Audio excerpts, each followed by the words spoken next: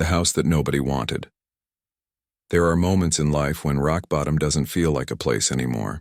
It feels like a person, one who follows you everywhere you go. For Mia, that person had been walking beside her for years.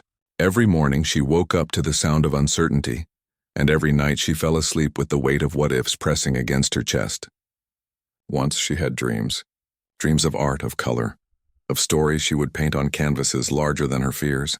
But somewhere between unpaid bills and lost opportunities, those dreams began to fade, leaving behind only the silence of survival. Her life had become a small room in a smaller world. Every corner whispered of failure. Every wall echoed of a past she couldn't escape. But the thing about people who have lost everything is, they learn to see possibility where others see ruin. And that's exactly what happened the day she saw the listing. It wasn't glamorous, not even close. An abandoned house half swallowed by vines sitting at the edge of a forgotten road. The online photos showed broken windows, a roof that sagged like it had given up long ago, and a mailbox that had rusted into silence. But there was something about it, something unspoken. It wasn't beauty. It was potential. It was the quiet whisper of maybe this could be hers. The listing price was absurdly low, too low, almost like the world was daring someone to believe in it again. Mia, with what little savings she had left, decided to take that dare. Not because she was reckless, but because she had nothing else left to lose. The process was almost too easy. No other buyers. No competition, just a few forms, a nervous signature, and suddenly, she was the owner of a property no one else wanted. When she arrived, the air was thick with the scent of rain and old wood. The path leading up to the house was overgrown, nature reclaiming what time had abandoned. The front door creaked open like a sigh from another era. Inside, dust floated through the air like tiny ghosts of memories long forgotten. The floorboards groaned beneath her feet. The wallpaper hung in strips like tattered skin, and somewhere in the distance the faint sound of dripping water echoed. But despite the decay, she felt something else. A pulse. Faint but real, as if the house had been waiting for someone to come back. For the first few days, Mia worked tirelessly, cleaning, sweeping, scrubbing layers of dirt that seemed older than her own disappointments. She patched holes, painted walls, and in between the exhaustion, she felt something she hadn't felt in years. Purpose. The kind that doesn't need applause, only quiet persistence. Every brushstroke was an act of defiance against the hopelessness that had followed her. But as the nights grew longer, the house began to whisper. The sound wasn't clear, just subtle things. A flicker of light where there shouldn't be one.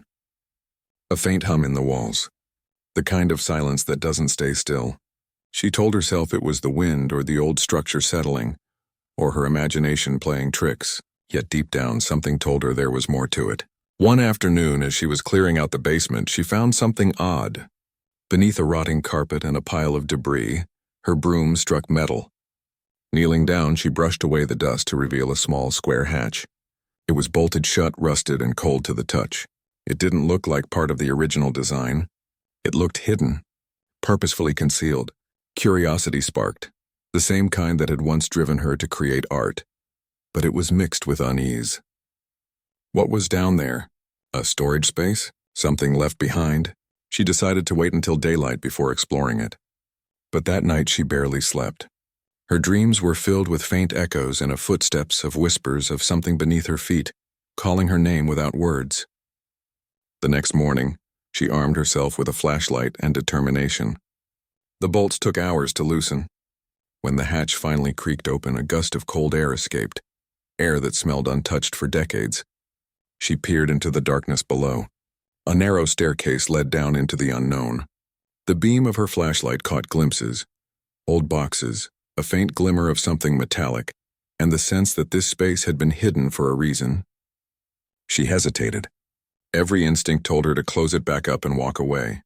But another voice inside her, the one that had refused to give up, the one that had dared to buy this house, told her that maybe, just maybe, this was what she was meant to find. She descended slowly, her footsteps echoing softly against the cold stone walls. The air grew colder, heavier. When she reached the bottom, she saw what looked like an old wooden chest in the corner. Its surface was carved with strange markings, faded symbols that seemed unfamiliar but intentional. Around it, old photographs lay scattered, half-burned, their images obscured by time. She crouched beside the chest, her heart pounding. The lock was old but fragile. With a twist of her screwdriver, it snapped open. She lifted the lid, her breath trembling. And inside, beneath layers of dust and decay, she found something that would change everything. Not gold, not money, but something far more powerful. Something that connected her life to this house in ways she could never have imagined. And as she stared at it, the truth began to unfold piece by piece like a memory waking up after a long sleep. The house had chosen her, and the secret it held was about to change her life forever.